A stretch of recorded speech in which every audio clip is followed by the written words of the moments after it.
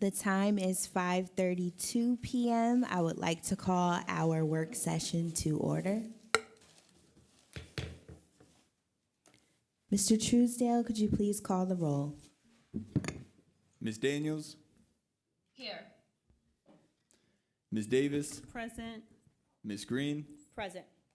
Mr. Jones, Here. Ms. Rolls, Present. Mr. Rodriguez, Present. Ms. Bowers. Present, thank you. We do not have a long agenda, so everybody please pay attention and we'll try to get through this quite expeditiously. So I'll begin with the Administration Committee. We have one resolution for discussion. That's Resolution 3 of 2025. Mr. Truesdale, could you please read it into the record? Resolution 3, 2025, a resolution authorizing the City of Harrisburg to negotiate and enter into a professional services agreement with Halcyon Interpreting Services, LLC, to provide sign language interpreting services. Thank you. This is a resolution that City Council requested to be redrafted for the new year. I did want to share some of the statistics from last year with Halcyon Interpreting Services, LLC, who provided sign language interpretation for 15 legislative session meetings for a total of 32 hours and a total of $5,744.81. There is one additional invoice from November 26th, 2024 that we have not yet received, but we are expecting it. In the contract, just to note, we pay mileage for the interpreters to come to the site, and meetings 2 hours and over require 2 interpreters. So you generally see 2 interpreters going back and forth and present during our legislative session meetings. So that's generally how it's been going. Are there any questions related to this resolution, council members? Okay, seeing and hearing none, I move to add Resolution 3 of 2025 to our next legislative session for a vote. The next committee business you will hear this evening will come from the Budget and Finance Committee. I will defer to our Budget and Finance Committee Chair, Vice President Green, to lead discussion. Thank you, President Bowers. We will be discussing Resolution 2 of 2025. If the Budget and Finance Committee or Budget and Finance Department could come to the table, please. The resolution is a resolution authorizing the City of Harrisburg to negotiate and enter into a professional services agreement with Boyer and Ritter, LLC, to perform the City of Harrisburg's annual audit and financial report for the year ending December 31st, 2023, and an addendum to the professional services agreement related to the 2022 annual audit. Thank you.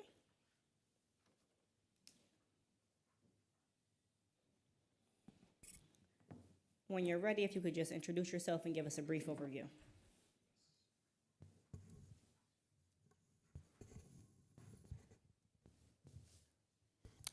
Yes.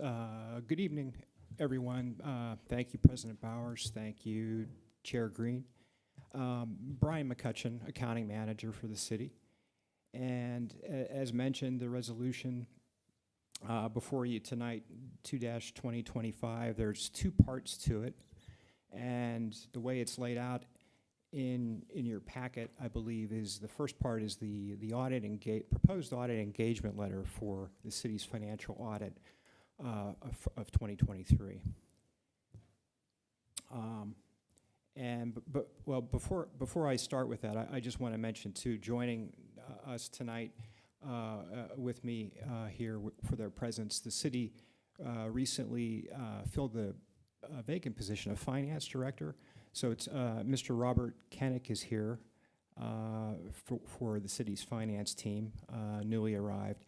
And then also from our audit firm of Boyer and Ritter, we have Matthew Wilderson, CPA.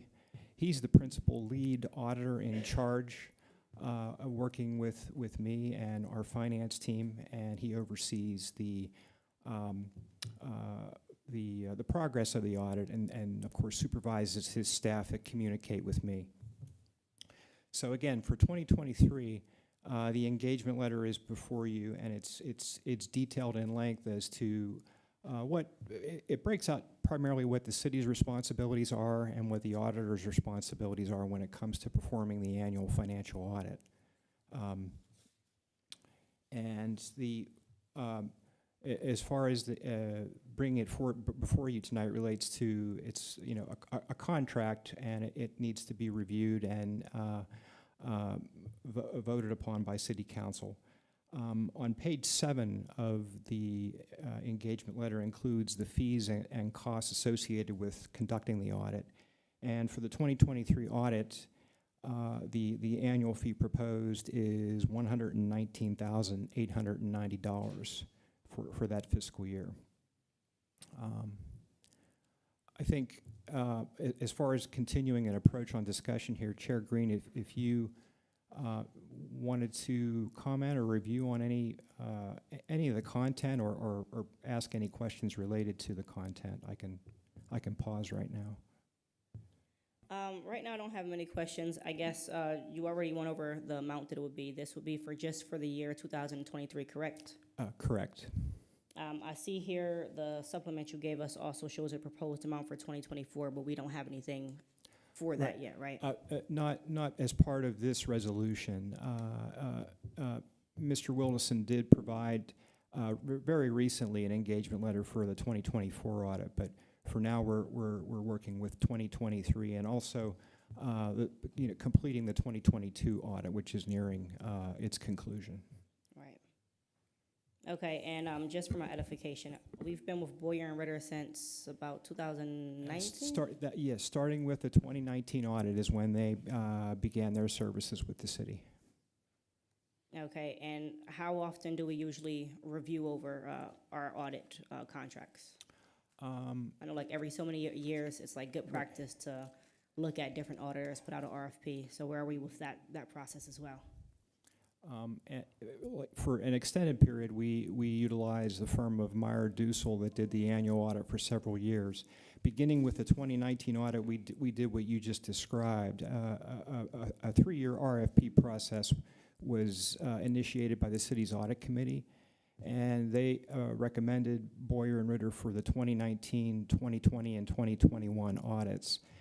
Within that RFP was to give the city the option of extending that RFP for 2 years, 2 one-year extensions, which we have done for the 2022 year, and also what's before you tonight for 2023. Okay, thank you. That's all the questions I have at this moment.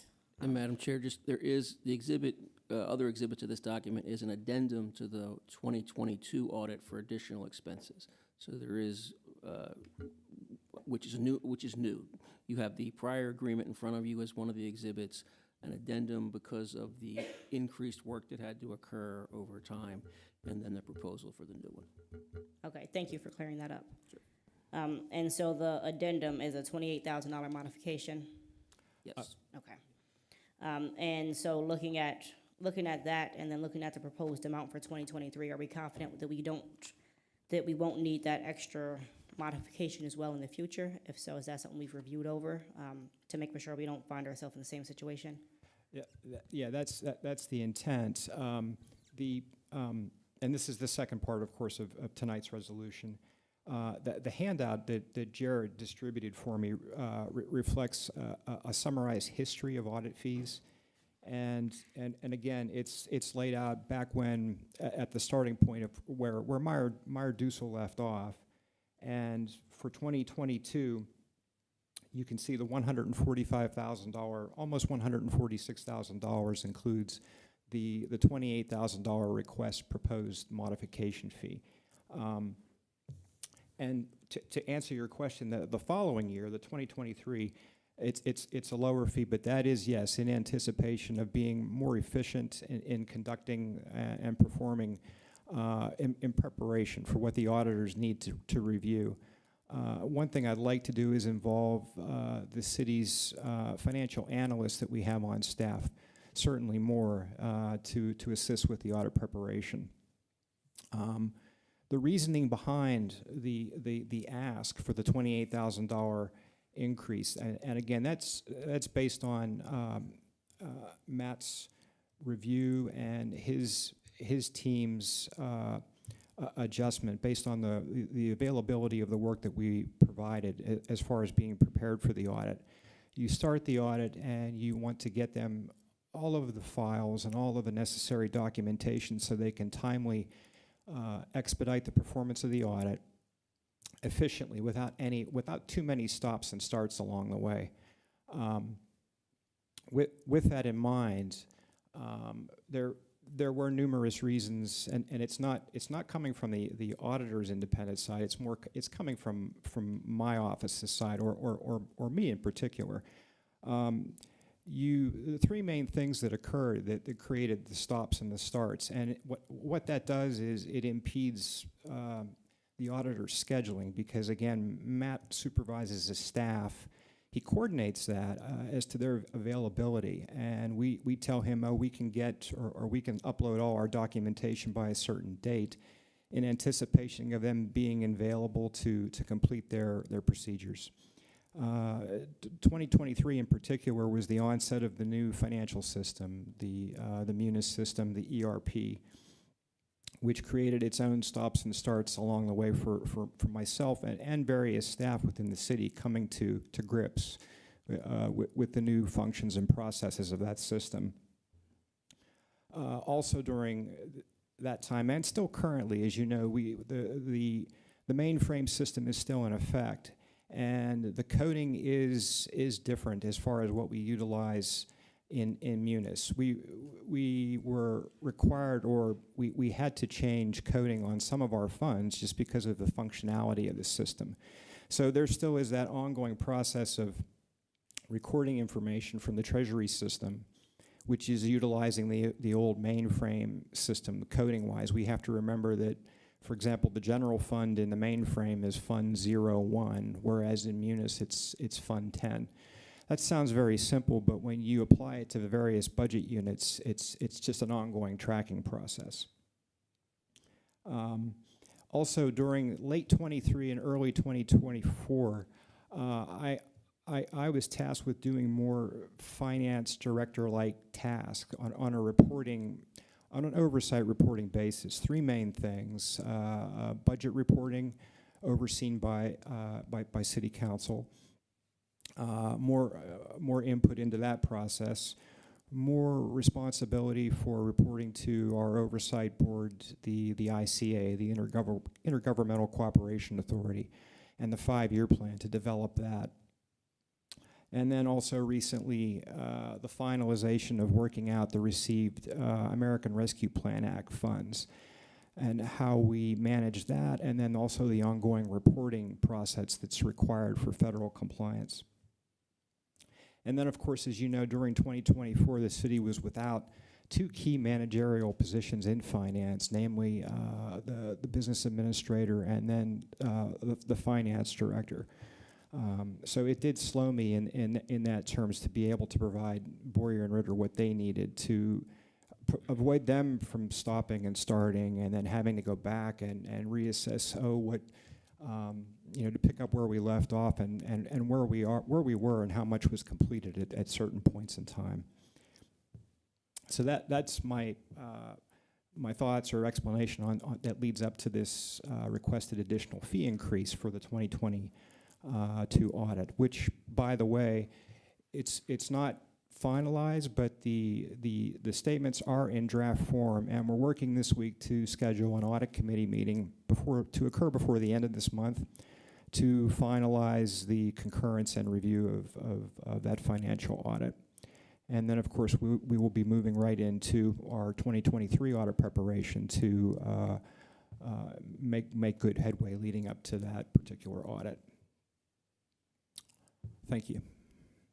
Thank you very much. I don't have any further questions at this time. I'm going to open it up to my colleagues. I'll start to my far right with Councilwoman Daniels. No questions for me. Thank you. Councilwoman Davis. Good evening. No questions for me. Thank you for your work. Yep, thank you. Thank you. President Bowers. I don't have any questions. Thank you. Thank you. Councilwoman Rawls. Thank you, and good evening. I don't have any questions, but thank you. Thank you. Councilman Rodriguez. Thank you, Madam Chair. Thank you, Director McCutcheon, for joining us. Always informative. Thank you for that. I have no questions. All right. Thank you much. Thank you. And Councilman Jones, any questions? Yeah, I think I'll break the monotony. Simple question. How are you today? Doing well, doing well. Yes, No thank- further questions. Thank you. Okay. I'm much better than I was, say, 5 minutes ago. No further questions. Thank you for your work. Madam Chair, just for the public's consumption, the Audit Committee is one of the rare ones that is a committee of the City Council. You have the appointments, and their ultimate answer is to you. And the city ordinance does have a recommendation in it that at least every 5 years, the committee evaluate the ordinance and the process by which we bring in an auditor. So we're on that cusp right now, and I would encourage the Budget Chair to go to the next Audit Committee meeting if she can, because I think that they have very clear points of view on what the process should be. Thank you very much, Mr. Grover. I don't think we have any further questions. I'm going to recommend this be on our next legislative agenda. Thank you. Okay, very good. Thank you all. Appreciate it. Thank you. The next committee, the next committee business comes from the Building and Housing Committee. I will defer to our Building and Housing Committee Chair, Councilwoman Davis, to lead the discussion. Thank you, President Bowers. Is there someone here? Okay, here we go. Good evening. Good evening. The Building and Housing resolution for this evening is Resolution 1-2025, a resolution allocating the remaining Emergency Solution Grants Program funds from the United States Department of Housing and Urban Development for fiscal year 2021 and authorizing expenditure of such funds, ratifying the expenditure of grant administration costs, and extending the sub-recipient agreements until March 31st, 2025. Could you introduce yourself this evening? Yes, Trustee? Sam Sikorsky, Business Administrator. Thank you, Mr. Sikorsky, and good evening. Good evening to you. Okay, I had an opportunity to review this resolution, and I did have a couple of questions. So the ESG funds for fiscal years 2020, 2021 initiated with a balance of $334,833, in which $167,683 was allocated for 2021, and then the other $167,150 was allocated for 2020, 2021. Okay, so remaining, we have $55,539. Line 6, I believe, is invalid. It states that the remaining amount is $55,529. But when I did the calculation, I came up with $55,539.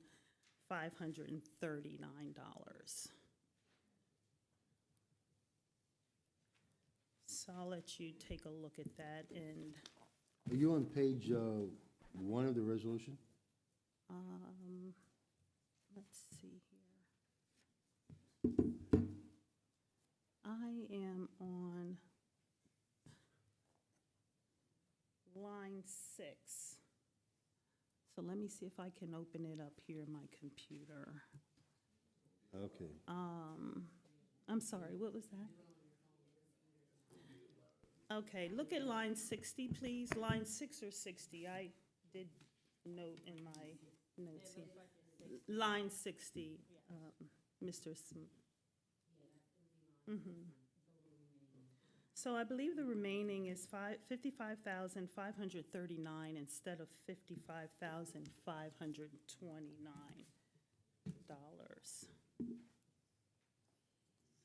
Okay. I didn't do the math, so you could be right. But the basic premise of this is that there was money appropriated in March of 2021 I think the total appropriation was in the neighborhood of $112,000. There was $55,500 some dollars still left over that was unappropriated. So what this resolution does is it finally appropriates that money for four things. Okay, it's appropriating $10,461 for administrative fees or administrative costs. That administrative cost is actually from 2019 that was never appropriated. So we're catching up 2019 with the HUD appropriation in this grant from 2021. How much is it, Mr. Sumkowski? $10,461.01 is what's being administered, is being appropriated for administrative cost. Okay, That goes towards offsetting salaries, right, okay. okay? I have to pull this up on my phone now. I didn't realize I couldn't see it on my computer, so, okay. The other three appropriations goes to, in the amount of 15,000, well, in the resolution it says $22.67, goes to CCU. $22.66 goes to the YWCA. CCU, Christian Churches United. Yeah. Okay, thank you. Christian Churches United, that's who that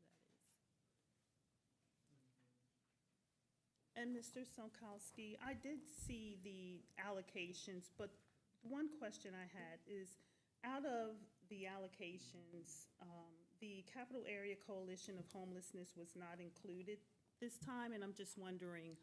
Well, they're awarding to three recipients from prior monies. So these are already three recipients. They're just adding to those appropriations.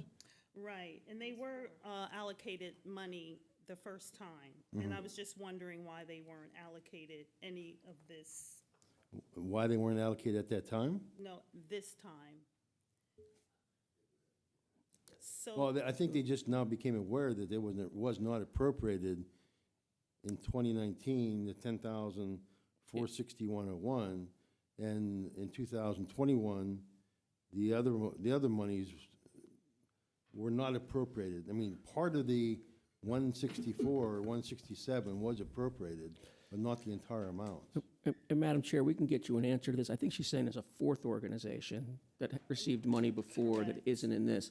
They received this other sub-pot because they're the designated, whatever, there's an acronym for it. And part of our money, it's simply a pass-through, and that's what CATCH is. They don't even have to apply for it. There's a pot within the federal funds that they get for coordinating homeless things. And you, a charter, what is, I can't remember the acronym for it, but there's a certain organization designated like the equivalent in. Yeah, I just can't get the name off the top of my head, but we can get you the clarification. But they would not have been a subrecipient where they applied. We are simply a pass-through to them because they're the only qualified entity for the money they got as the original part. So this is the money that was left over for subrecipients as opposed to that pass-through portion of the money.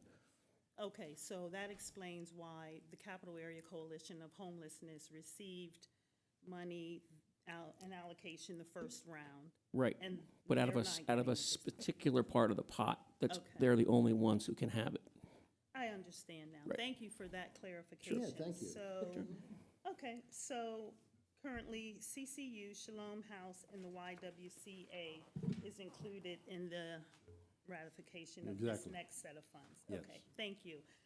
The other question I have before I open questioning up to my colleagues is, do the organizations have the same, have to meet the same qualifications each round of funding? Do they have to meet the same qualifications? So that's a depends answer in that they met the qualifications when they applied. And I don't know that anyone went back and said, because it's for that same fiscal year, that's when they had to be eligible. If there's information, there's something different about the organization now, I'm unaware of that. I'm not saying that's not possible. But each time they come in for a new fiscal year, they have to meet the conditions at that time. So this is an older fiscal year where they were already qualified and pre-qualified. And all they're trying to do is divide up the remaining money so they don't have to give it back to the federal government. That's what they're trying to do. Okay. So, So when they come back around to try to distribute the remaining money, do they have to, again, show that they have insurances? I would say that to be requalified. To, what was that? Be requalified. To requalify. Yeah. So in other words, do they have to provide, So if, in other words, if you're going to 2023 or 2024, they'd have to reapply and be reconsidered. okay, so currently, they don't have to supply any type of documentation, they can just be considered to, Well, they were awarded the That money they're- in 2021. oh, okay. So they were the three places that got awarded money, so we're just reappropriating the money that was not allocated at that time, which was the 55,000. Right, We're giving okay. each one of them 1/3 of that money. Okay, so it wasn't allocated at that time. Right. So they're just coming back to allocate the money to them, and they don't have to requalify or Yeah, anything? and- Okay. and why Or it wasn't provide any allocated- documentation or anything, they just, No, they provided the documentation at that time. at the beginning? So the when you first guys time. voted on it in March of '22, they were fully qualified at that time and went through that process. Okay. and in between March of '22 and now, they would have been providing the documentation of how they're using the money that was previously awarded to them. So there's like an ongoing working relationship between DBHD and the recipient. So that's how they got to the three entities to do it, because they're still working with them on the prior money. So I missed that. So you're saying that they don't have to reapply for this money? This is the same thing, but they have an ongoing working relationship. Basically, the city got down to, and I can't tell you what the thinking was when they did the appropriation, because they could have awarded it then to the subrecipients, that in order not to send the money back to the federal government, you have till March. There's 3 contracts that exist which you can addend with 3 qualified entities that have an ongoing relationship, because they report on the money we already gave them on an ongoing basis. So is this part of the, and I don't mean to jump in, but I'm just trying to follow along here with, this is some of the money where they had some of the conflict at, right? No, This is different not pot of it. money. Not that This I know is of. These are not the 3 that I know of. Different year. So that was 22 and 23. Yeah, it's just 21. Okay. All right. I'm just trying to make sure. Yeah. Yeah, it is a who's on first kind of thing. So it just is. And that's what I'm saying, though, because Right. if it's being reissued or allocated to them, and you're saying that they don't have to. So the difference is that for the 22-23, when the issue came up, there were people that had the issues, they ended up not getting a contract. Right. There's already a contract with each of these entities to serve out of this pot of money for that fiscal year. So, yeah, I'll wait to ask, because I think she made it. Okay, thank you. So do the organizations have to match again with this new allocation? So, for example, CCU is now getting 15,000. Do they need to come up with a match? I think that was one of the qualifications the first time, with the first allocation. Do they need to come up with a match this time around? I don't know that the answer to money? that question. I can get you an answer to that question. Yeah, I'm just trying to understand Sure. what, It's a These very good question. organizations- I don't know the answer sitting here to that question. okay. Do you, Mr. Sokowski? I didn't realize no, I didn't ask that question, so I don't have an answer to it either. And you have my document, so I can't read it. So Okay, at this time, I'll open up for questions. I'll start with, to my right, Councilwoman Daniels. Do you have any questions? Yes, so my understanding is that we have a limited period to spend down different funds. So is this out of the period because these are 2021 funds? We have until March 31st of 2025 to spend them. So So, it is under a time can you give constraint. me, yeah, can you give me like the statute or the regulations that allows for such a long period? Because my understanding was the maximum was 2 years. We, That was provided to the workout plan submitted by,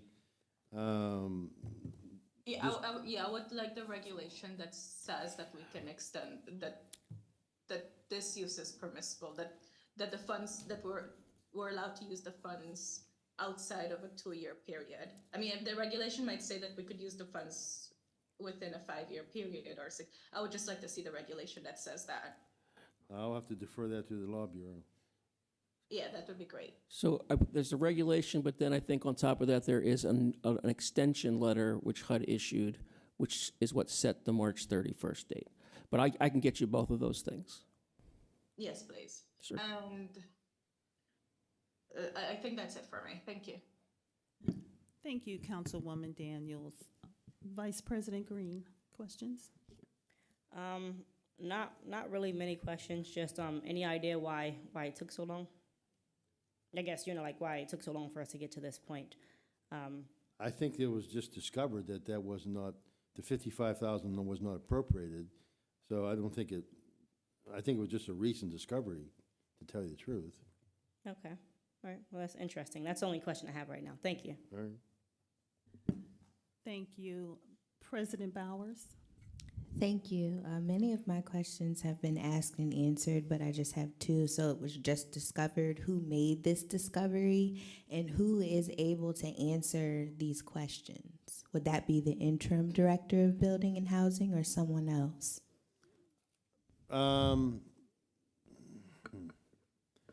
I don't think she's the one that actually found it. I think it was one of her assistants in her office that did. So I'll have to. And when did she just make this discovery? If we don't know the regulations that Councilwoman Daniels requested to see, and then we don't know when the letter was issued, the extension letter. So the regulation is a 2-year window. The question is from when to when, and then I know there were applications made to HUD. We don't participate in those out of our office, and that HUD gave answers to them. That response is what triggered a request to our office to create addendums to the contract, Okay. which we then advised had to come back to the council under the plain language of the prior resolution, which said addendums or any additional allocation has to come back to the council. So there is a trail. I just don't, sitting here, I don't have the trail with me. Okay. So Okay, well, I think if we could please share the trail or the timeline and identify the dates when the discovery was made, who made the discovery, and the additional HUD timeline.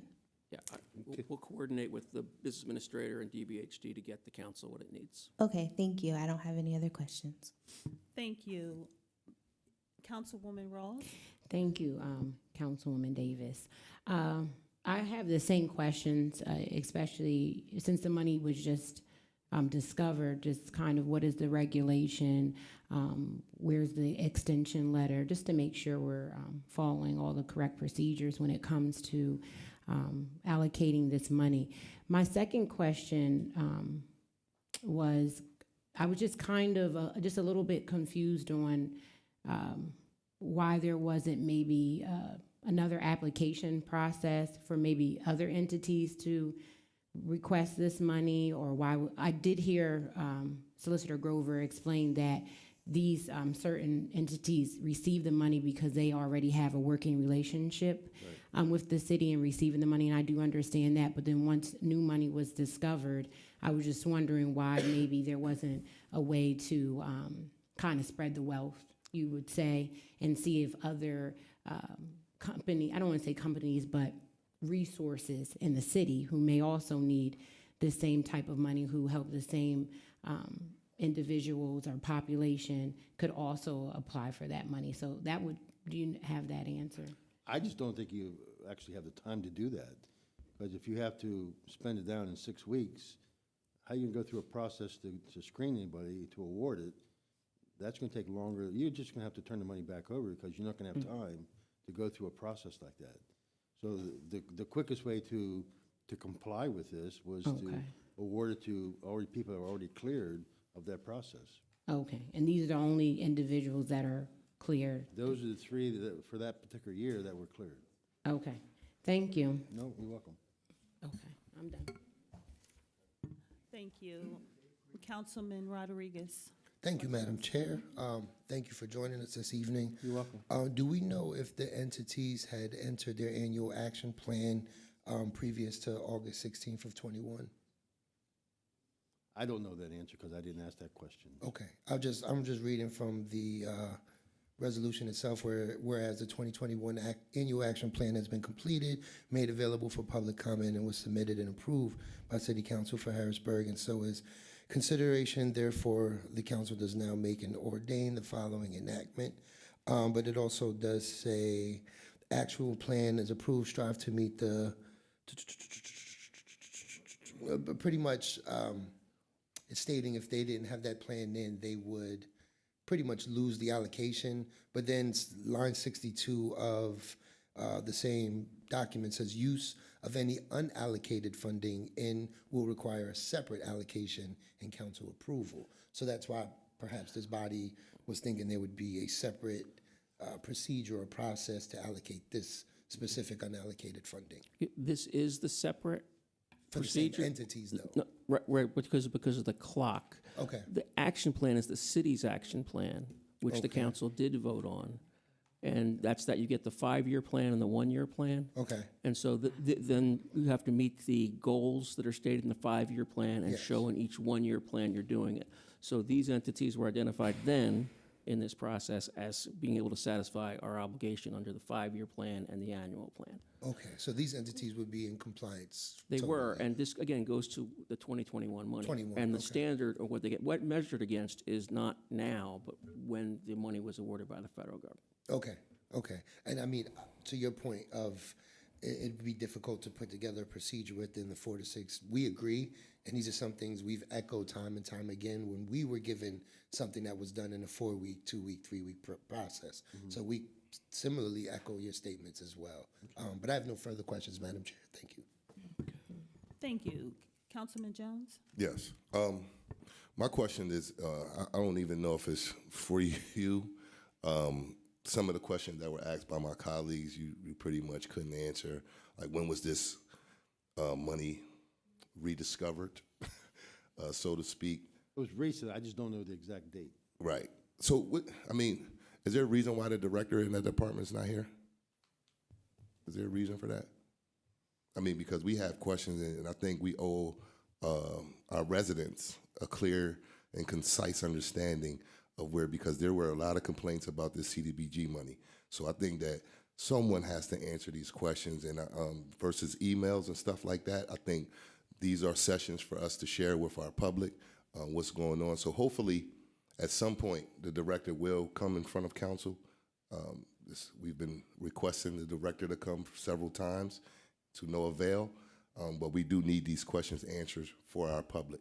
So I really won't bombard you with many because I know you don't really have the answers to some of the things that we are seeking, but hopefully we can get the director down here at some point. And I have no further questions. Madam Chair, may I? I just have one more. Yes, go ahead.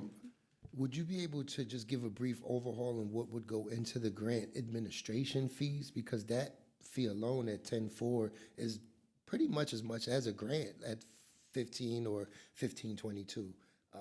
What would all go into those fees? My understanding is it's predominantly salaries Okay. So the salary for the grant writer or? for the employees in that department. Okay, okay. Oh, interesting. And that portion is a ratification. If you look at the language of this one, it's a ratification because they had underestimated, as I understand it, the amount of administrative cost. There's a percentage they allow, and we were under, but they actually then have to report the time and work that they do on the HUD reporting, and so they had not put enough in the original budget, so the money was being spent administratively. That's why that part's back as a ratification. That was sort of discovering and cleaning this up. I will note, it's pretty unusual, and I don't know why, that it all isn't allocated the first time out. Right. That's part I don't have an answer for you, what the thinking was. I just have no clue. But I just want to make a correction for the record that I said director, and I meant to say interim. So let's make sure we got that on. The thing that got me, though, is that you appropriated the money in 2019, but you put it 100% towards programs and nothing towards administrative. So this is an attempt in the 21, in the unallocated 55,000 to recapture the money from 2019 that should have been allocated to administration, which was not. Now, why the 55,000 in 2021 wasn't allocated? That was a mayor ago, and that was probably two business administrators ago too. So why they did it, I have no idea. So these funds were primarily just sitting in a pot, Not drawn down yet. not drawn down, right? Yeah, they weren't drawn down. No further questions, Madam Chair. Thank you. Okay, thank you. Are there any other questions from any council members? Okay, well, thank you for being here this evening. I would submit that we would come back for another work session when all of the documentation can be provided. Thank you. But I would suggest to you that that's going to make meeting the March 31 deadline that much more difficult. No, I would ask that if, well, Again, this is why we should have, the interim director here, because we keep getting put at the last hour. We got to make these decisions, and it's just not fair. what I would suggest, which we've done before, the council's done before, is to, at the next meeting, schedule a back-to-back legislative That doesn't guarantee that she will show up. Yeah, but if you have that first, that work session ahead of it, right, then you'll know whether you have enough information to vote at the legislative session.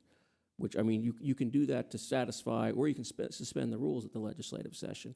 And if you do not have enough information to vote, but that's, at the end of the day, this money goes to taking care of homeless people in Harrisburg. I mean, Absolutely, but just exactly what the business manager was saying, it's difficult to come up with a process and to execute within like a 6 to 8 week period. That would take us primarily about 8 weeks out. March 31st, we're going into February 1 soon. So I get what you're saying. Trust me, I do, and it's just a difficult position to be in. I'm not disputing it's a difficult position. I think everyone knows we have a homeless problem that is insurmountable. Unhoused, I would like to say. Yes, Unhoused. so. If I might say one last thing, I did send out an email some time ago saying if you had specific questions for the director, that those could be submitted in writing. We shouldn't have to keep communicating through email again. The public. It's not like they didn't respond. It's not like she refused to answer the questions. So can I ask you again, why hasn't she come? That's up to the mayor. It's not up to me. That's up to the mayor. She hasn't answered to me. Got you. Actually, Is there any way we could have representatives from these entities here? This way we could because primarily when we awarded $500,000 to two separate entities earlier in the year or last year, we were told, beds would open, things would happen. I'm still trying to assist families getting into those doors, and it's just not true. So I don't know if that's taking care of their administrative costs and their salaries, but we do have an oath to the residents. So if it's not opening up more you services, talking about the homeless shelters or what? absolutely. My understanding, I heard today that there's actually beds. This is the work I actually do for a living. No, and I walk families to these entities, and they're saying we have no beds, we have no openings, That's and this not- is a consistent basis. I heard today from the fire department that there are beds available, they aren't being utilized. We can fill this room up with families that need sheltering right now in the sub-zero freezing. I just left 2 this morning. And With CCU dealing with- was a recipient of $500,000 just last year. Right, but I was also told this afternoon by the fire department Can that there we- were beds available that are not being utilized. Thank you, everyone. Can we wrap this I'm up, just telling you what I please? heard, that's all. Mr. Simkowski? We have questions. Yeah, we definitely do have We questions. have questions, and we're doing our work for the people. Allow us to do that, please. Anyone have any other questions? It would be good to see the directors of these entities come in and answer some questions, because if we can be guaranteed their services would open and this additional et cetera would allow more services to take place, that would be pie in the sky. But if we're just covering administrative costs and et cetera, then what service are we really doing? What good are we really doing? But going back to the solicitor's comment, I think the answers that you asked, there was, 3 or 4 of them. I think we can get those to you in writing within the next week or so. Thank you, sir. So, actually, I would encourage since there is a time crunch of March 31st, that delaying the decision would be difficult. I'd be willing to go to any meeting needed, or, you know, have Madam Chair lead the spearhead the task, but I just would like to find out some more information. Because we've kind of been down this road before. So the one thing I would encourage is because of your request, which I think is a fair request, is it's just going to take a little coordination that everyone's in agreement when the meeting's happening. So we have these people invited from the organizations. You've certainly invited members of the organizations before to speak to this council. So I think you have to coordinate with your council president, with the clerk's office, and then with DBHD has to name the individuals they're talking about. And that could all happen quickly, but it's just going to take some coordination. Just for the record, it's not to make any statements about the integrity or, you know, parameters of these entities. It's just to ensure we're double checking, crossing every T and dotting every I on our behalf. That's all. And I don't want to put words in your mouth, but I think what I heard you say is if this money is awarded and all it does is pay for further administration by the entities getting it, What good are we doing? then is that helping any homeless people? I think that was your point. So, and I think that's a fair public question to ask anybody. What are you spending your tax dollars on? Absolutely. Well, I mean, yeah, ours as well, but the residents that we, absolutely. Thank you. Thank you, everyone. And I'll turn it back over to you, President Bowers. Okay, so I just want to be clear what your pleasure is, Chair Davis, on how you'd like to proceed. I know you don't want this resolution added to the next legislative session agenda, but how would you like to proceed for the responses that we're waiting for from the administration? I just want to make sure I'm clear. Okay, thank you. I think you said within a week you could have all of the documentation. That can all be here for next Tuesday. The question is, do you want to proceed with this next Tuesday? I think part of that's up to the council president if he wants to schedule it or have a suspension of the rules. But as the chair of who oversees this committee, you could put it on the legislative agenda and then withdraw it if you're not satisfied and table it. But if you move it now, then the next legislative session is February, second week of February, before we'd have another vote, if that's the if It would be it's on the clock. February 11th. Yeah. So and I don't know what the cutoff date of impossibility is, right? I don't know how much time it takes to get through the process. You know, they're simply going to be doing, as I understand it, the work they've already been doing was the general pitch that came through our office. But I don't know what the cutoff date where it becomes impossible to accomplish it. So. Okay, I'm satisfied with that. We can go ahead and move it to, I would submit to move this to the next legislative session, and President Bowers will have the opportunity to decide from there. Thank you. Okay, thank you. Our final committee business this evening comes from the Community and Economic Development Committee. I will defer to our Community and Economic Development Committee Chair Daniels, to lead the discussion. Thank you, Mr. Truesdale. Could you read the regulation into the record? Resolution 81, 2024, a resolution approving the preliminary/final lot consolidation and land development plan submitted by Amber Borelli, representing Latino Connection Foundation, to consolidate 3 parcels, 1001 North 18th Street, 1800 Boas Street, and an unaddressed parcel, and develop a 4-story, 48-unit residential building with associated site and access improvements. Thank you. Could someone from the city give us a little bit of the procedural history of this request? Yes, good evening, Council. Jeffrey Knight, Planning Director with the City of Harrisburg. As Mr. Truesdale read, this project is proposing to consolidate 3 separate parcels that make up the site of the old Woodward School building, which has been vacant since its demolition, I think somewhere around 2011. As some members of council may remember, that we've had a couple of development proposals come through for this project in the past, or this property in the past. None of them have obviously gone through to completion. So this is another one that we are kind of hoping will be the final proposal that the council sees, so that we're able to see some affordable housing going up on site here. The project proposes the construction of a 3-unit or a three-story, 48-unit affordable housing project with on-site site and access improvements, including the construction of, I believe, a 47 space accessory parking lot that's accessible from Boa Street. In addition, there will be a small dog park in the northeastern corner of the site that, at least for now, will be limited to residents of the property and project. The proposal required the filing of various zoning relief requests, which were filed in November of 2023 and approved that same month. And the current proposal was submitted, I believe, in October 3rd of 2024 and reviewed and approved by the Planning Commission the following month at their November 6th, 2024 meeting. As part of the project, the applicants will be doing various site improvements around the project site, including reconstructing sidewalks along 18th, Boas, and Hurst Street, and ADA ramps. They've been in pretty close coordination with the city engineer's office to ensure that those aspects of the project are developed correctly and in conformance with our various regulations. And with that all being said, the Planning Commission has recommended that City Council approve the request with the following conditions.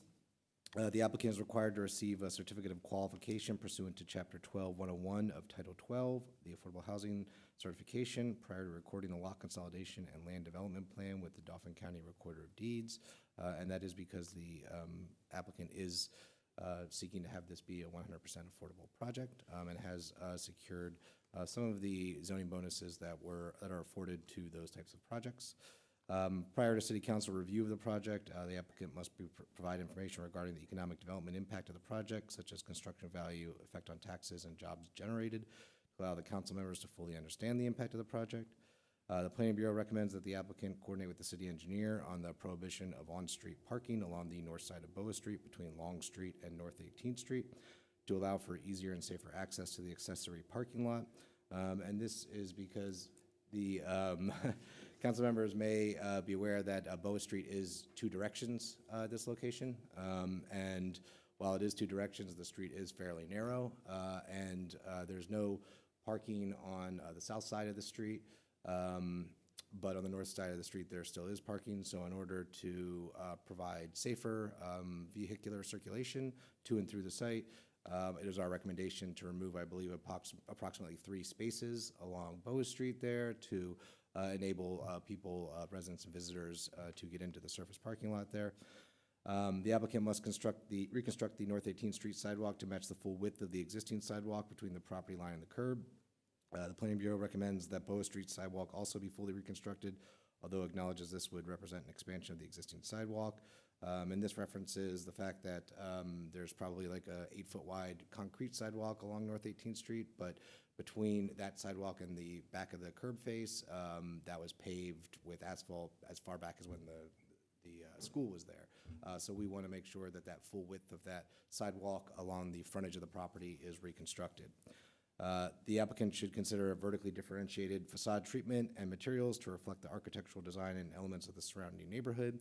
And council may remember, we've made this recommendation in a couple other cases where you're building a multifamily dwelling in what's otherwise a row home community. And so to just help the project blend in a little bit better so it doesn't look so aesthetically singular and kind of blocky, this would help kind of match the existing architectural aesthetic in the neighborhood.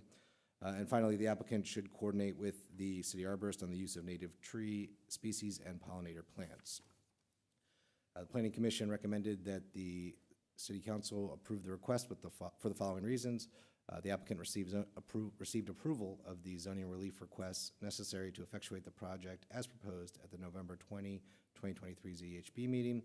The Planning Commission and Zoning Hearing Board previously approved a proposal for a similar development in September of 2020, although that approval was automatically revoked per Section 7-323.5H of the Zoning Code after a land development plan was not filed, and the project design has been modified to be less intensive than that previous proposal. The project site is in a conspicuous location on a state route, and the applicant has incorporated design elements that maximize the potential of the site including the provision of sufficient off-street parking and incorporation of amenities such as a dog park. And finally, approval of the proposal will enhance the character of the neighborhood and improve the streetscape of the corridor by developing prominent and long-standing vacant lots with new infill housing development and associated site improvements, providing affordable housing in demand throughout the city. Thank you. So right now we just have the lot consolidation, right? Could you, the lot consolidation would be a component of this application and approval. Okay. So if the applicant wouldn't mind coming to the microphone, introducing yourselves, and just as briefly as possible, share with us the project, timelines, and yeah, that's it. I'm Dr. Amber Borelli. I'm the interim executive director for LCF, or Latino Connection Foundation, and the developer on this project. And I'll pass it over to Matt from Eustis. Matt Witters with Eustis Engineering. We were the site civil engineer, did the site work design on this project. I can give you a very quick 1-minute tour of our plan that we have up here just to get you oriented if you'd like. As Mr. Knight pointed out, this is at the corner of Hurst Street and 18th Street. So on my plan here, 18th Street is at the bottom of the plan. Hurst Street's on the left-hand side and Boas is on the right-hand side. It is a big vacant open grass lot now. Consists of 3 parcels that we are consolidating as part of the same application for the land development. Latino Connection would like to propose, or is proposing, a 4-story multifamily building for senior affordable housing. It'll have 48 individual units. There'll be walk-up units, so there'll be elevators inside, a couple of entrances on the outside. It'll be a secure building as well for the residents. With the building, we're going to put a 47-space parking lot in behind the building. It was 48 initially. We've gotten some feedback back from PHFA. They wanted us to increase the ADA parking spaces. I think we have 8 or 9 accessible units. They wanted a minimum of 8 accessible spaces, so we reduced the parking by 1, still in compliance with all of the zoning regulations and parking counts and everything else. We'll have new sewer, water to the site, new fire. The whole thing will be sprinklered. There is a new stormwater basin going in underneath this building. That's kind of this dashed outline, or underneath the parking lot, excuse me. That'll run out to Boas underground. There's a combined sewer in Boas. And that's going to help with the stormwater runoff. We have to take everything back to the way it is now after we build the building and the parking lot. Mr. Knight mentioned a small dog park area. It's going to be a fenced-in area for the residents to use to take their dogs out to walk. We are going to allow the residents to have smaller dogs. I think there's a cutoff for size, a weight limit, and things like that. And then we'll have off-street trash and recycling in an enclosure in the back off of Long Street, which is an alley with Kunkel Street as well. We are going to leave an area open for potential gardening area for the residents as well, try to give them some space of their own if they wanted to do some sort of like small garden plots, something of that nature.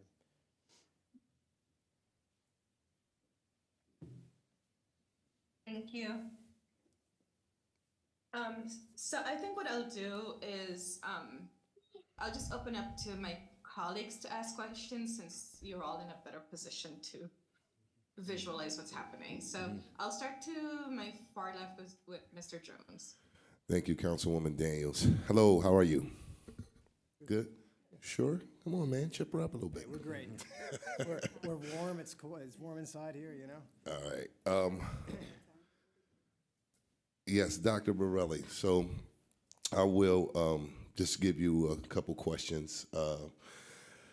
One of the things that I want to make sure of, again, per our conversation, just making sure that our residents are in concurrence with this project. I know before there has been, I watched the planning, the planning commission hearings, and some of the people in the area of Bow Street were not happy with this.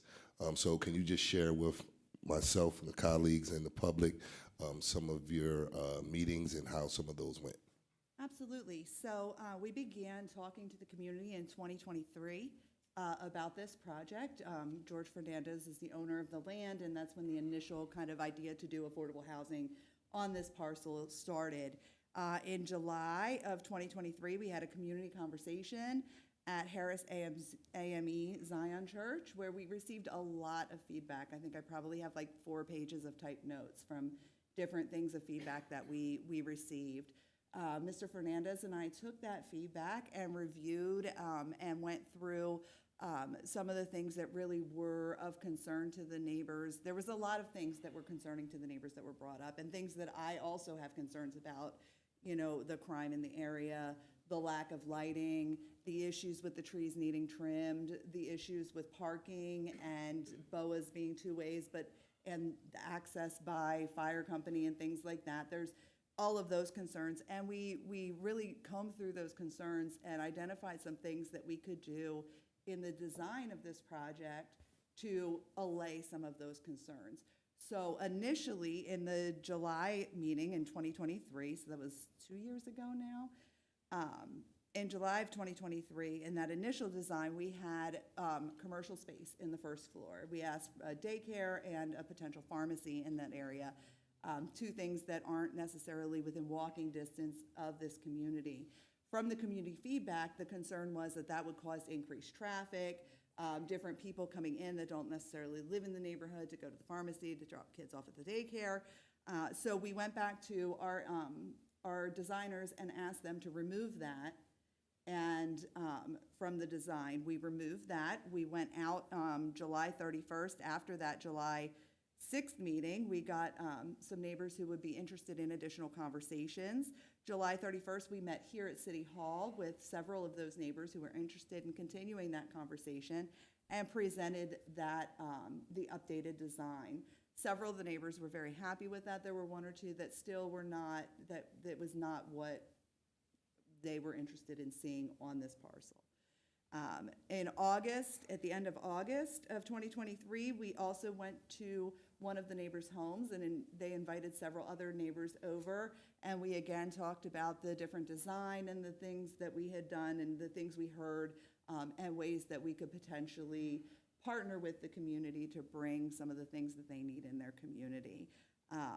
After that, on October 10th of 2023, before we came here for a planning board hearing, we went out and knocked on doors and left door hangers on several residents around the property, just saying, we're going to City Hall, we're going to, you know, the planning board, do you have any questions, what things, you know, to try to catch some of those people who maybe didn't come to the community meeting and weren't available for those follow-up meetings.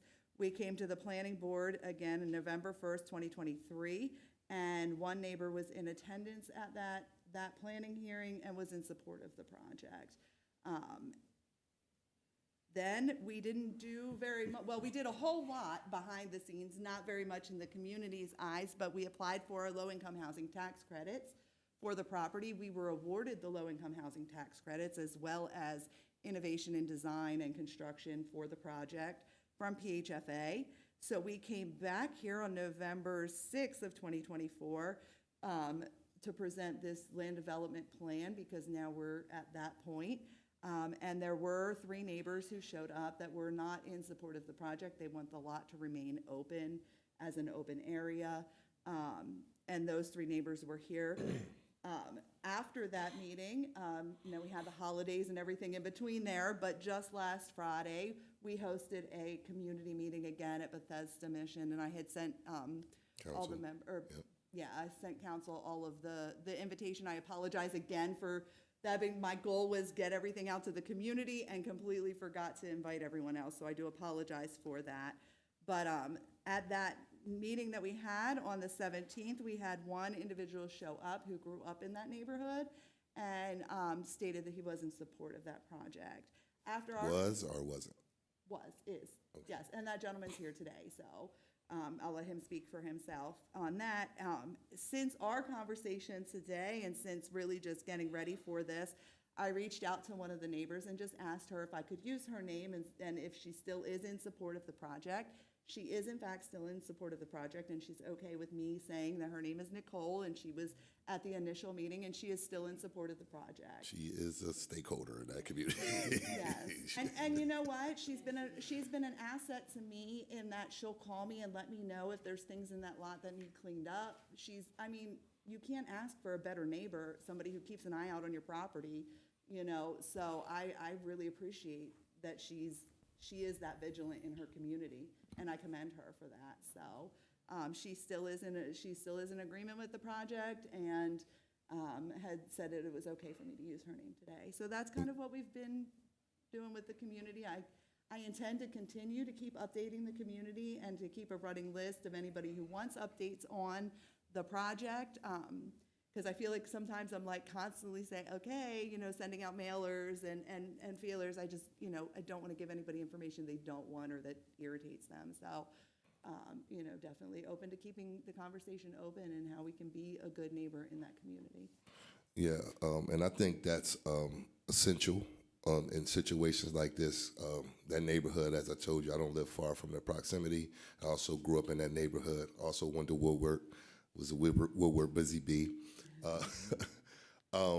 But I just want to make sure that we're keeping that open line of communication with the community, because there were several attempts to bring businesses and things of that nature inside of that community, and they will stand up and say, hey, we do not want this, which is appreciative. And their voices are the loudest for me, as I shared with you. That's who I work for.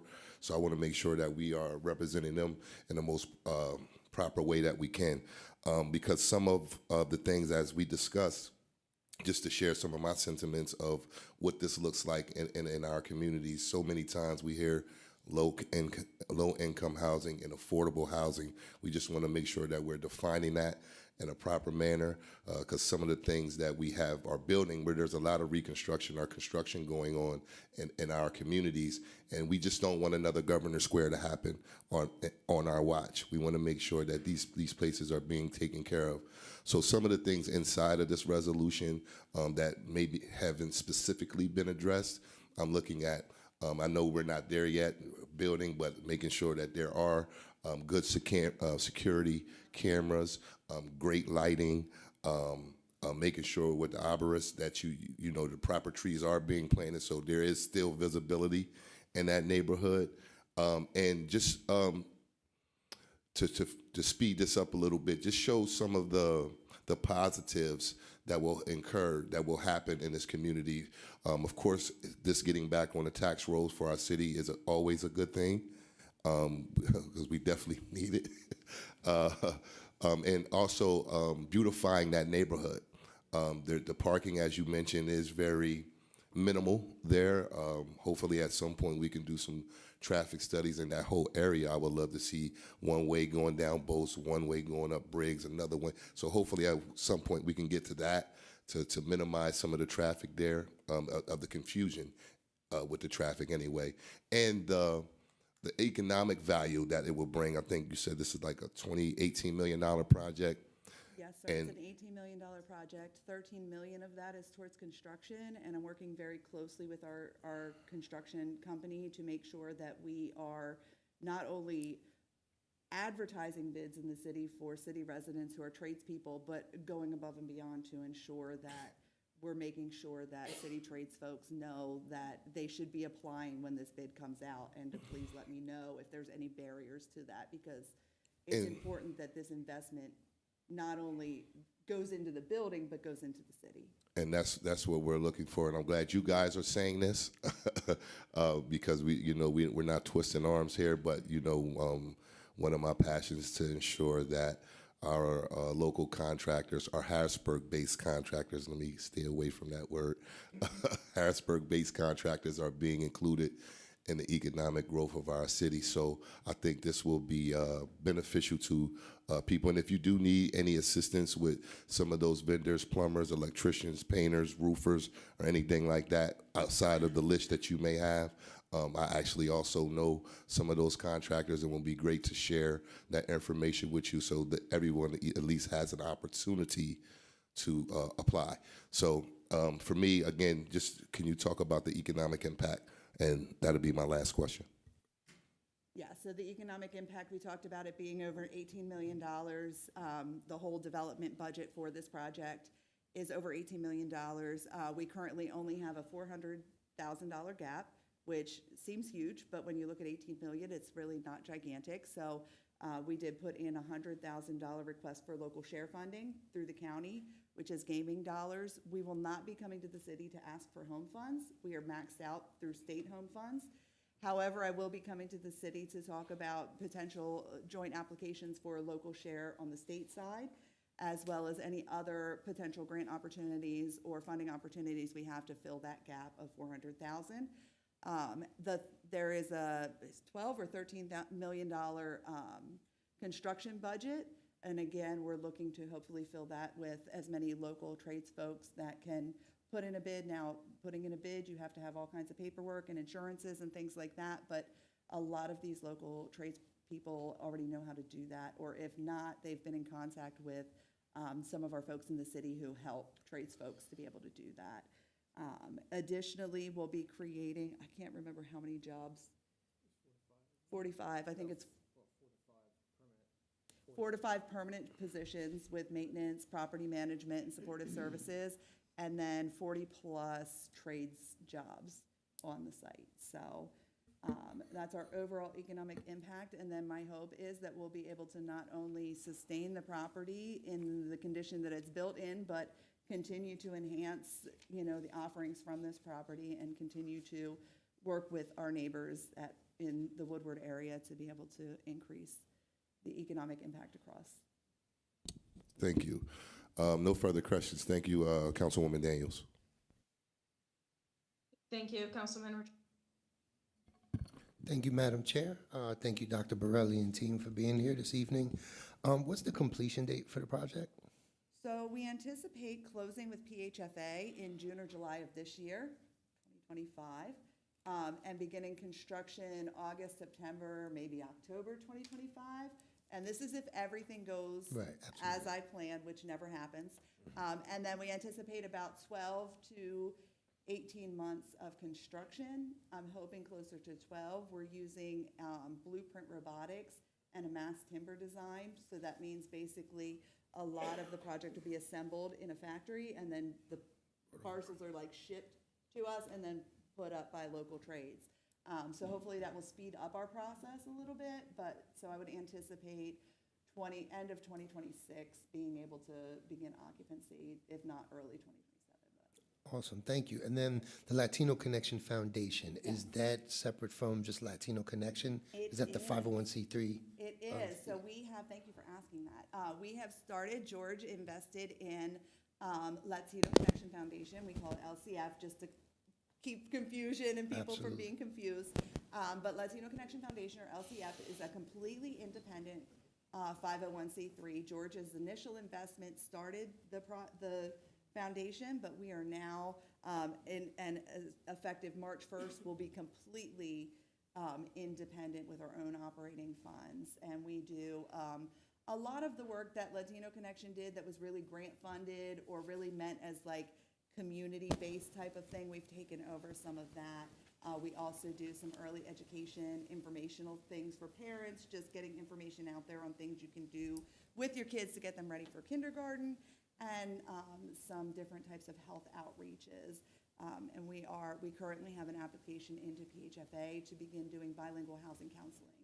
So we'll have Spanish-speaking housing counselors.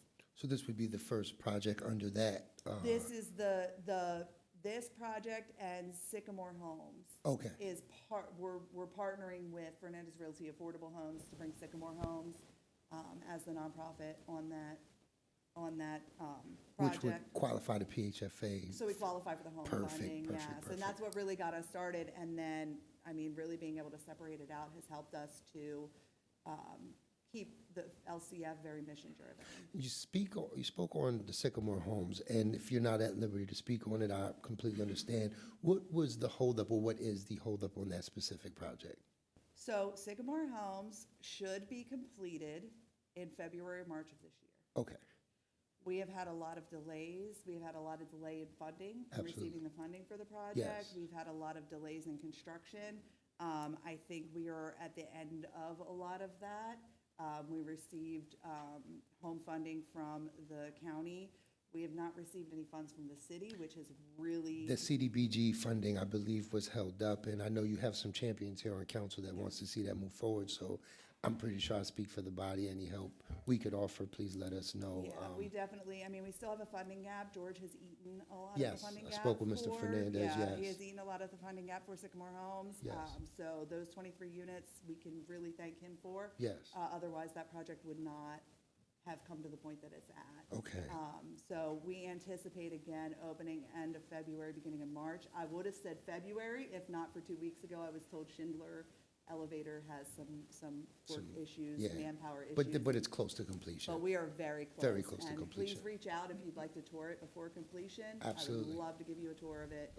Bring the- 23 single occupancy units, really excited, because those are really gonna help with some of our homeless population who are taking up some of that space in shelter or transitional housing because they can't find anything affordable outside of there. Absolutely. This will help to bridge that gap. Now, I fortunately was on some of the walks in the neighborhood with Mr. Fernandez and spoke with some of the residents and assisted with some of the tree cuts. One of the things that the residents in that area agreed on, Mr. Fernandez, was a substation in the building. Yes. Is that still in the plan somehow, some way? We still have space, yep. 'Cause I And know if that was, like, we one need of the an main officer to priorities. be out there whenever they want to be, absolutely. I know Harrisburg Police Department agreed on it. Yes. I think we were waiting on the actual developers, which would be your team. Yep. Is that something you guys would still consider putting in there for Yes. safety? Because I think that was one of the main draws for the residents, so that would be amazing to see. Yep, and regardless, we have the space designated for them. If they Yep. use it, great. If not, then we just have an extra room with. And I'm pretty sure our chair of public safety, we could connect with him and make sure, we'll work the guards. You can definitely come in and use that office space if you'd like. But I just think, we could send people with Giants. I know we could send people, to this development and ensure that community's safe, just like on 13th Street near Double D's where that substation Yep. sits, so 15th, right off of 15th. And then one thing I wanted to, and I'm pretty sure you're privy to the information when we're dealing with the senior population, a lot of them have service animals. Yes. Some of their service animals have different state requirements than just normal dogs. So if someone has a Staffordshire or American Pit Bull Terrier has a service dog, that may be a different legal kind of, murky water there. So I just wanted to give you a heads up for that, because I know service dogs don't require like city registration and things of that nature. So that may, but if a service dog would be different legally, so would they be allowed to have their service animal if it's done professionally? If it's an actual service animal Correct. and not the emotional support Yes. animal, then absolutely. Okay, That's okay. never an issue. Okay. And should never be, and if it ever is an issue, I mean, everyone has my cell phone number, just call me. And I'll Okay, make sure I just you wanted know. to make sure, because I've come across that a few times. and Yeah, no, as Trying to long get some as it's people a to service understand. animal. Now, the emotional support animals are kind of a little bit of a It gets different murky. story. Yep. We just want to make sure that if it's a service animal that's of a large size, that animal is trained. Trained, of course, you don't want the facility getting beat up or torn up. Exactly. I And I don't understand want that. anybody, I don't want to get bit. Right, right. So just making sure that the service animal is trained. But I just meant along the lines of everything being done correctly. Absolutely. Would that be respected and Absolutely. tolerated? Okay, Absolutely. Not only respected, that's a right It'd that be a person permissible. Okay. with a disability has. Awesome. And we will never impede on someone's. okay. Thank you, Dr. Borelli. I have no further questions, Madam Chair. Thank you, Councilwoman Rawls. Thank you, Councilwoman Daniels, and thank you both for being here this evening. You gave a great explanation on the project. I really appreciate you reaching out to the community, not once, twice, but multiple times.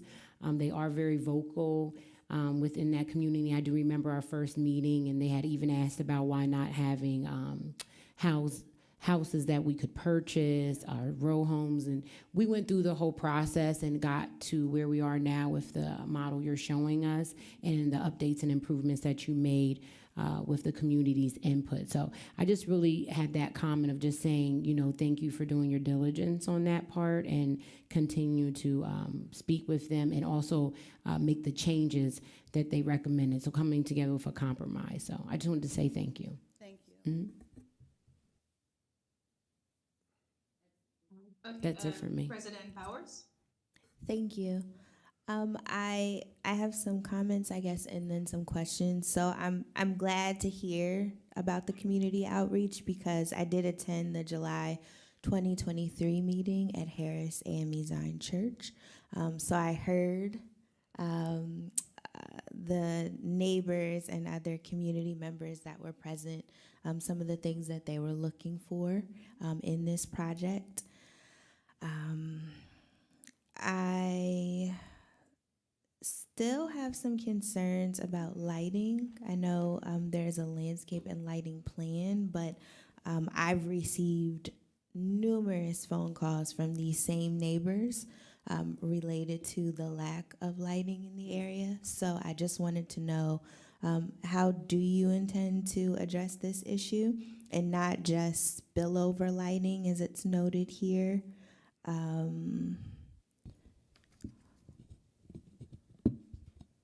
There will be no light spillover onto the properties to the north, west, and east of the project site. So I just wanted to inquire about that. And then my second question is, if you could please move this rendering onto the easel so that everyone can see it.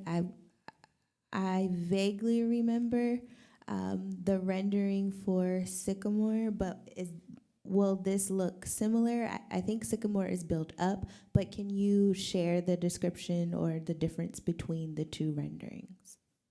Between Sycamore and Woodward? Or Yes. between Woodward, the first rendition, and Woodward, the second? No, I'm clear on the first Okay, rendition. I'm well Sycamore. aware of that, but Sycamore and Woodward, just for if anybody cannot see this. Do you want to describe it? You want us to describe the picture or the differences? So the differences. The differences, I Right. thought I was clear. Got The you. No, I'm differences sorry. between the two renderings. It's been a while Yeah. since we've seen Sycamore. It's not completed yet, and now we're just seeing what this could be. So can you please describe the differences or similarities if there are any? Thank you. Absolutely. The differences between, this is very different from Sycamore. So Sycamore is only 23 units. It's very single occupancy.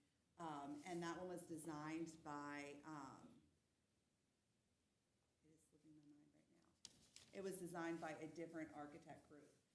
This is designed by KMA. It is the mass timber. We also have the brick front, a little bit of brick and the vinyl on the front, as well as some big windows. We also have a patio on the fourth floor.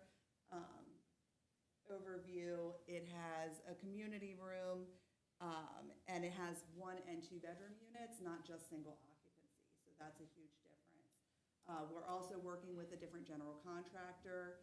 Sycamore Homes was affordable housing, but it wasn't a low-income housing tax credit project. So it was very different in regards to the process to come from design.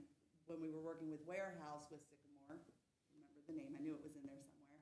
When we were working with Warehouse, it was a very different design process than the design process that goes in for the low-income housing tax credit properties. So it's a lot of what you see here is really what we intend to build. It's not going to differ very much from the drawing once it's built, where Sycamore kind of differed a little bit in color scheme, a little bit in the type of materials that were used on the outside as part of our value engineering process that occurred even before I was brought on and the foundation was brought on to co-develop that with Fernandez Pulte Affordable Homes. So that is some of the differences. I don't know if that helps. That's sufficient. Thank you. I apologize. Okay. Now, how about the lighting? As far as the lighting is concerned, the lighting's been designed, I'm going to switch mics. The lighting's been designed to meet general industry standards for minimum and maximum lighting for a parking lot for residential use. I don't have a copy of the lighting plan with me, but we're going to use a combination of typical LED pole lights to light up the back parking lot.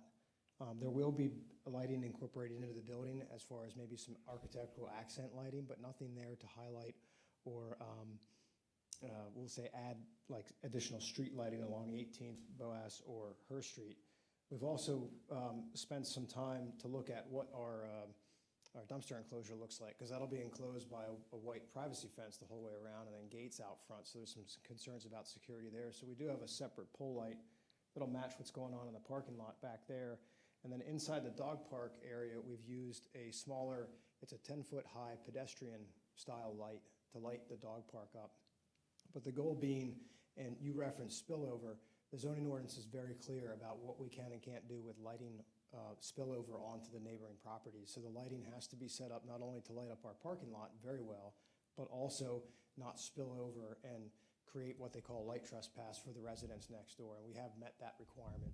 No, I understand that, but I was speaking to lighting on the adjacent streets. But if you could share the plan, I'm just curious, outside of the pole and whatever lighting for the dog park or for your dumpster receptacle, if you could share it, I would like to review it. I'm not Because sure that is a concern. I'm not sure that the building design is at that point yet with that. okay. And we haven't been and have not coordinated with the city on upgrades to any of the street lighting either. That hasn't been asked of us up until this Until conversation. now? Right. Okay. Okay. Well, I don't have any other questions, Certainly but something we'd be happy to consider with some input and feedback from the city. please, thank you. Okay, thank you. Vice President Green? Thank you, Councilwoman Daniels. I don't have many questions for you. Most of mine have kind of already been discussed at this point. I do appreciate you guys reaching out to the neighbors continuously. I do know this is a very active community. Some of the other projects, I was on Planning Commission when it came before, and the community was very, very involved and wanted to be part of the process. So I would ask, even as you move forward, if that does happen, that you continue to involve the community and not just like get that approval and say, well, we've got what we need. You know, no need in continuing and talking to you, which unfortunately does happen sometimes. So I look forward to you continuing to work with the community to make sure this is actually integrated into the neighborhood and not just a project that sits there and is not a part of the community itself. That's all I have. Thank you, Councilwoman Davis. Thank you, Councilwoman Daniels. Okay, so sounds like there's been some ongoing history here. I haven't attended any of those meetings. I actually live on the other side of State Street. But did I hear you say this is a senior affordable housing, or so is there an age limit for the residents? Yes. That can 62 plus? Okay. And there are going to be 48 units. Will there be 48 parking spaces, or? There's 47 parking spaces. 47, okay. Yeah. There were 48 parking spaces, but we increased the ADA parking spaces, the handicap spaces. Mm-hmm. So that reduced one of our parking spaces. Okay. 48 spaces, okay. I like to see that area developed. I mean, just block up the street. There's a gas station that's being revitalized right now, so that would also look nice there with that whole project. Yeah, I like to see it up and running here. 48 units of senior housing, as long as it's safe, it's well lit, and again, that the community is continuously engaged. Yeah, I like it. Thank you. I don't have any questions.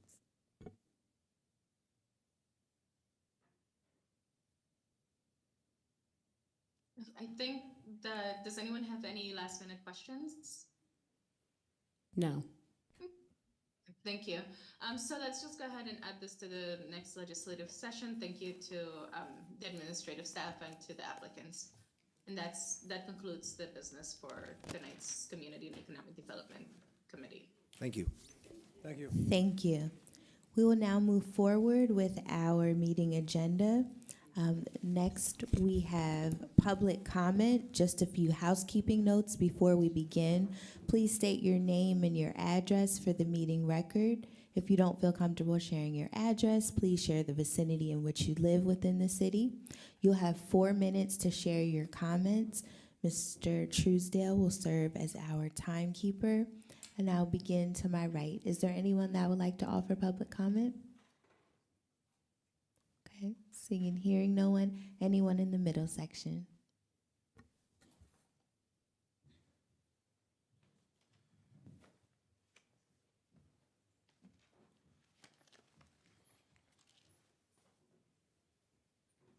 Oh, my glasses is. Good evening. Hello, my name is Cheryl Hughes. I've been a resident of the city for 53 years. My reasons for being here tonight, I thought my meeting was going to be part of with the mayor, which I have a lot of issues right now because she promised me some things while my son was alive that never took place. She asked me to come to her with a plan. First, I want to say my son was shot at. My son is Zara Hughes, actually. That's the one we're going to talk about. I'm going to leave Malik and Nuda on the back burner for a minute. But my baby boy is Zara Hughes. I had numerous conversations, well, not numerous of conversations, because she only responded to one. I had meetings with the mayor in 2022 when the incident first happened with them shooting at my baby boy. She asked me to come to her with a plan, which I presented.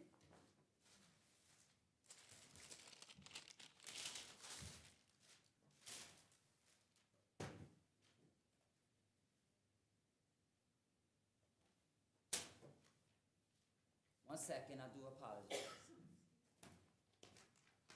But she asked me to come to her with a plan, and she would help me.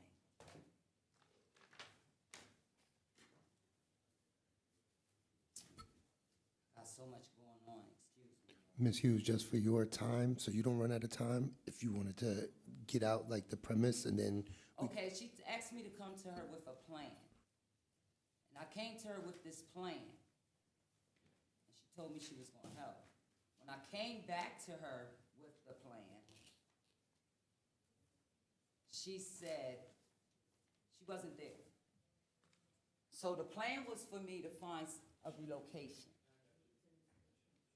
Mr. Truesdale can pass it out while you continue speaking. And as you see,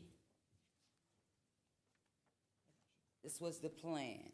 This was the situation why she told me to come with the plan. Because it was like my son was being threatened on the internet. And I presented the two threats to her. It was part of the plan. So come to her with a plan so she can help me, which I came to her with my plan. When I came to her with my plan, COVID hit. Wasn't nobody in the building. Then the building was under construction. She was working from home. Then it was, I want to say Memorial's Day. That's the first holiday, right? For the summer, Memorial's Day. It's like 2 or 3 days before Azar's birthday, because his birthday's May the 28th. So I come to her when she got the food vending trucks out there, out front of here. Waved me off. The man, I forget the officer's name. He said he was going to take my number, which she has my number, and they was going to get back to me. It's 2025. My son is dead now. She promised me. She promised us to help me. I presented the plan. She tried, Miss Tiffany, her secretary. I have left numerous of messages. Ms. Hughes, thank you for your time. At the end of the meeting, maybe you can meet with a council member to discuss it further. Can I get 5 more minutes, please? Because I need this to be on record, please. Miss Tiffany, I have called, I have texts, I have it all in my phone. No response. Her other secretary can tell you how many times I've been in that building to see the mayor. How many times I have called. How many times am I recorded on the camera coming in this building? How many times? Now my son's dead. Still no answer from the mayor. I had one meeting with the mayor since my son's been deceased, and that was July the 5th or the 6th. I can't remember right now. But mind y'all, she got ran over 4th of July night. The same night my son got killed. Now once did she make a news conference about my son. It was all about her. It was all about her. My son is dead on the streets. She did nothing for me. Where's my help? I still need this help. Where's she at? Because my life ain't safe here. My grandson's being threatened now. It's just a lot still going on. And they know this about me, that I went for as the governor, Josh Shapiro. Patty Kim came out. Listen to me, and I'm done. Thank y'all. Thank you. Is there anybody else in the middle section that would like to offer public comment? Yes, I'm sorry. Okay. Also, I would like y'all to know that Mr. Rodriguez and Miss Amber is working on a petition for my son as we speak. And I appreciate y'all. And if I could get y'all signature on it, I would greatly appreciate it. Because this ain't my first son dead to these streets. I got one in Hall Manor dead. I got one on 14th and Swat Air. Now I got one in Midtown. And I got no answers, but 3 dead sons and 3 death certificates. No answers. As a mother, for real, where's my answers? Like I told y'all before, they got answers for theirs, which is their kin folks. These are my babies. As a mother,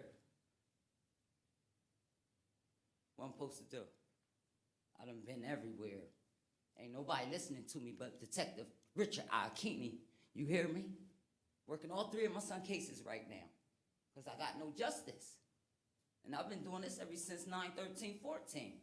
They killed my oldest son 9/13/14. They killed my second son Mother's Day, May 10/15. That's what I deserve as a mother? Now they just killed my baby on the 4th of July. I don't got no more sons. No more. What I'm supposed to do as a mother? She promised me something, the mayor, Miss Wanda Williams, and I'm still waiting for that promise. Now, how do we resolve this, or how do I get in a meeting to get my answers? Please and thank y'all. I'm hurting as a mother. I don't have no more baby boys. And I still owe on my son's body. I still owe on my son's body. Who's paying this? Who's helping me?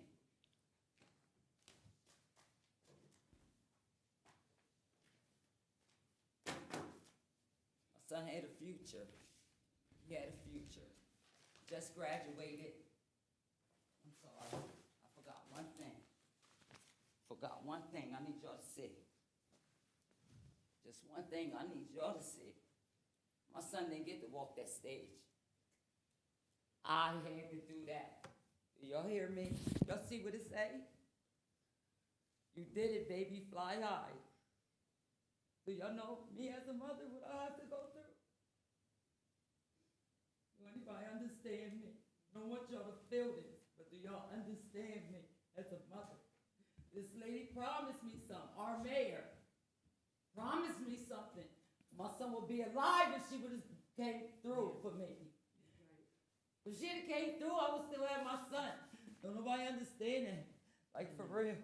I would still have my baby. If she would have came through on her promise, she told me to come to with a plan. I came with that plan, and my son is dead now. As a mother, y'all mothers, I'm quite sure y'all got kids. As a mother, I buried all 3 of my sons with no answers to these fucked up streets out here. So, What I'm supposed to do? I keep crying out. What I'm supposed to do? What am I supposed to do? Please tell me. All 3 of my sons right here, y'all. This is all 3 of my sons. Killed the gun violence. Ms. Hughes, if you wouldn't mind waiting, we're almost finished. And hopefully we can get you someone to speak with. I don't know if the business administrator would be available to speak or not, but if you could just wait a couple minutes. Thank you. Thank you. Is there anyone to my left that would like to offer public comment? Okay, seeing and hearing no one, the time is 7:11 p.m. I will entertain a motion to adjourn. So moved.